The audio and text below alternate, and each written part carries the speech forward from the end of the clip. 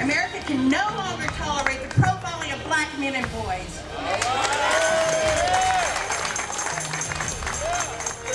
We all! Trayvon Martin! We all! Trayvon Martin! We all!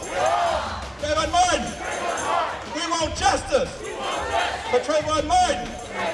We want justice for ourselves! We want justice for all these young people! We need justice! No justice! No justice! No justice! Survey says 75% of those kids who came up on these steps just a minute ago don't have a father in their life. That's our fault. I want to say what the Lord said to Cain concerning his brother Abel. He said to Cain, your brother's blood cries unto me from the ground. And one of the other reasons we are here today is because we have heard the cry of our young brother's blood. And that cry will not go unanswered. We have come to respond to that cry.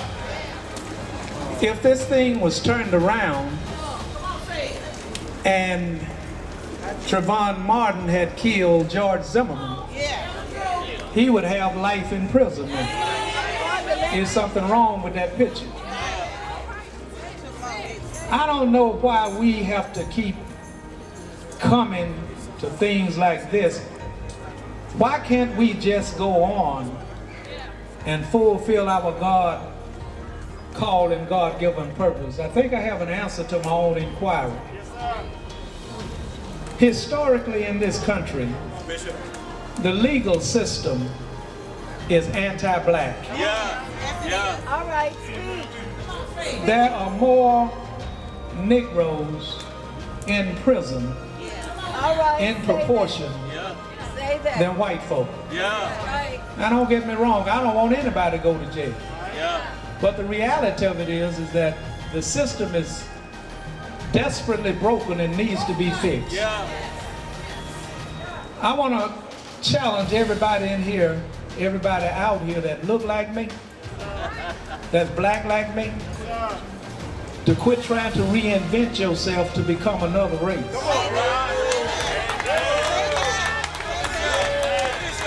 I want to challenge every one of you in here, out here, to be who God has created you to be. If your lips are big and your hair is nappy, you ought to thank God that you got lips and hair. I think it dishonors God for you to be black and want to be white, for you to be white and want to be black.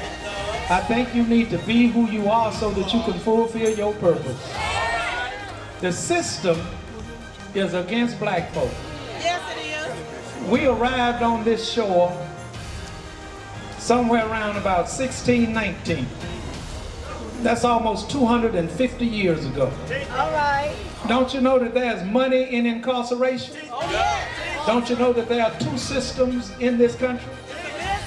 There are some laws for white folk, and there are some laws for black folk. And it just looks like we getting the blunt end of the stick. Last time I checked, right is right, and wrong is wrong. It's something wrong when a man kills an innocent kid with some Skittles and some Arizona tea. It's something wrong when they have 5 white women, 1 Hispanic.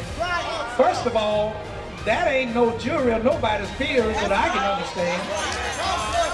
And when you have 5 white women and 1 Hispanic, and you got a Hispanic on trial that's being called white, in the mind of a white woman, oh, he's gonna rape me, he's gonna break in my house, he wants me, we need to send him away.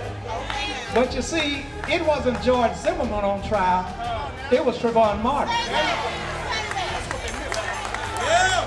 Trayvon Martin was on trial for his own death. And the powers that be decided that George Zimmerman, who was portrayed as being white, should walk for killing a Negro. Now, it's something wrong with your mind if you think that they gonna send a white man to jail for life for killing one of us. Baby, I don't know what planet you've been living on. But I don't want to be one-sided in my deliberation here. I'm tired of Negroes killing Negroes. It ain't the white folk up on Cherokee Park killing Negroes and out in Motown assassinating families. It's these Negroes that's out of control.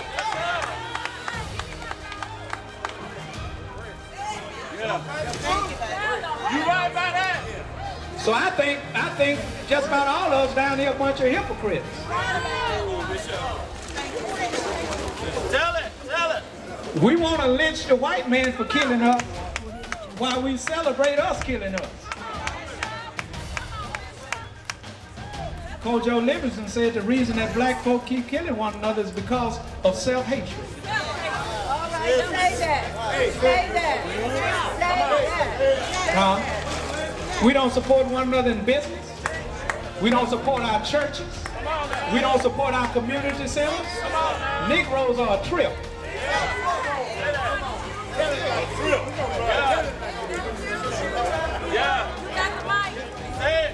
So you need to search in your own mind and ask yourself, do you appreciate who the Lord created you to be? All right. Say it. Well, if you've been aware of the news lately, you ought to be able to distinguish what payback is. Now you go all the way back to Chief Justice Roberts that tripped up the president on the first inauguration, and they had to come and do it in another session, unheard of.